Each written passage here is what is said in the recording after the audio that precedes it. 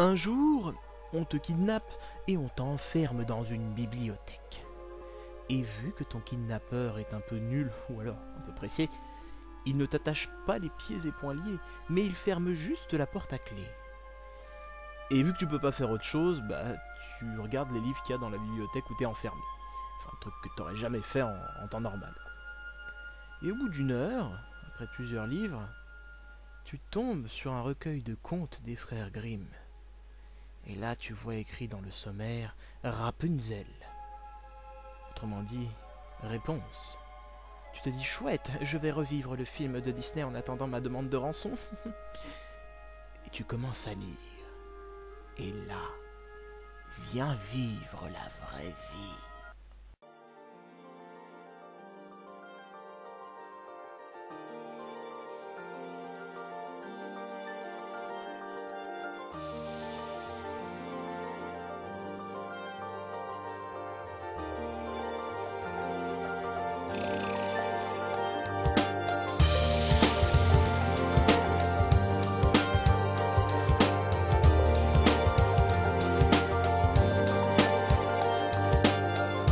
Dans l'histoire originelle de Réponse, le château du roi et de la reine, alors c'est pas celui-là, mais ça ressemble plutôt à ça en vrai.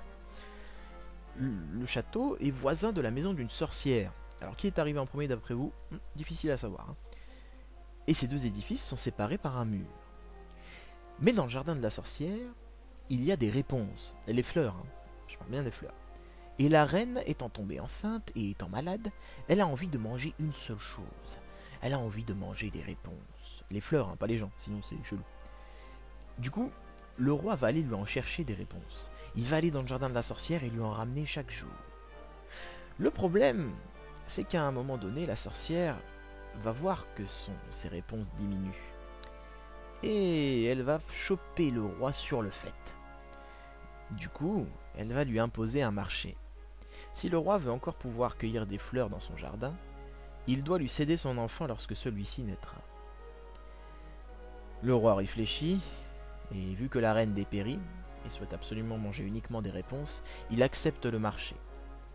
Récupère les fleurs, va en donner à manger à son épouse, qui se rétablit et donne naissance à une petite fille qu'ils appelleront Réponse. Ils n'ont pas trop galéré sur le prénom. Et le roi, comme promis, donne sa fille à la sorcière, qui va la séquestrer dans une tour pendant des années. Et un jour, alors qu'il se baladait, un prince, rien à voir avec Flynn Rider, entend le chant de Réponse et s'approche de cette tour.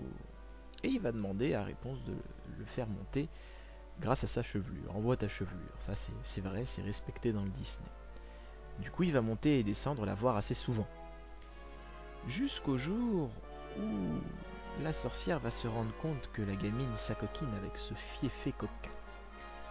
Réponse commet une erreur et parle des visites du prince à la sorcière, qui lui coupe les cheveux.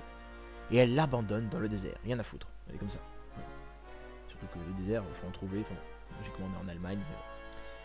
Elle attache alors des cheveux de Réponse qu'elle lui a découpés à la fenêtre de la tour pour attirer le prince et faire croire qu'elle est toujours présente dans la tour Réponse.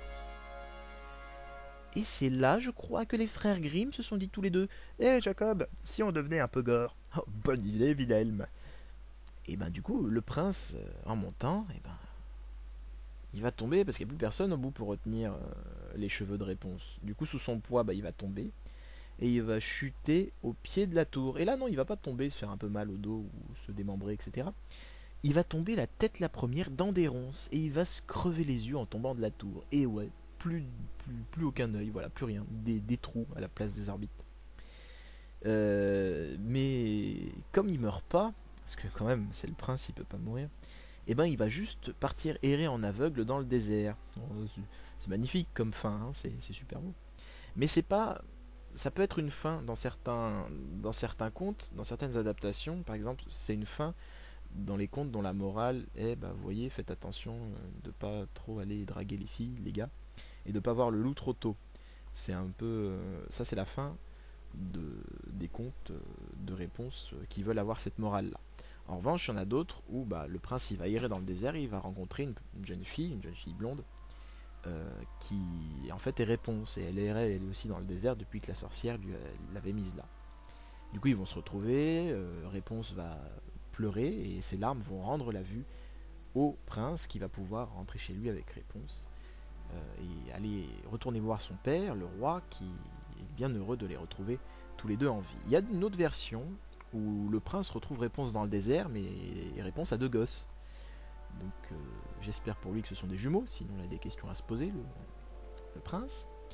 Et encore une autre version, c'est quand il retourne dans le château, le roi, euh, voyant ce qui est arrivé à son fils, à son aimé, et aussi aux petits-enfants, parce que c'est dans la version où il y a les deux bambins avec Réponse, et ben il envoie des soldats démonter la tête de la sorcière qui se trouve toujours dans la tour, et comme ça tout le monde vécut heureux pour toujours, et les méchants ont été punis. Voilà la véritable histoire de Réponse. Alors elle est un peu différente du film de Disney, parce qu'il chante moins déjà, et les passages un peu gore sont omis dans la version de Disney. Mais le film est quand même loin d'être mauvais, je vous le conseille. Bon, moi j'espère que lire cette histoire aura rendu ton kidnapping plus facile à vivre. En attendant, je te dis à très bientôt.